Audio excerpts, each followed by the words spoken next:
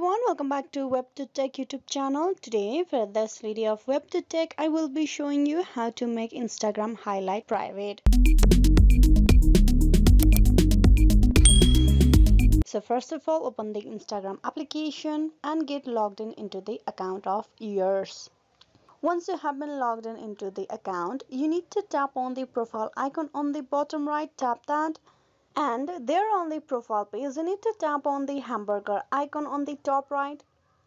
There you tap on settings on the top. In the setting page, you need to tap on privacy. Once you're at the privacy page, you need to tap on story. Under the interaction, tap on story. Here on the top you will have the hide story from. You tap that. Now here you can choose the accounts you want your highlight hidden from. You can tap on the search bar and there you can type username. And from there you can choose on the accounts that you want your highlights to be hidden. You can also create a close friend list over here on the second, which is another option to hide your highlight on Instagram. So this is a two-way to hide your highlights. Hope this video was useful. Please like and subscribe the WebToTech YouTube channel. Thank you.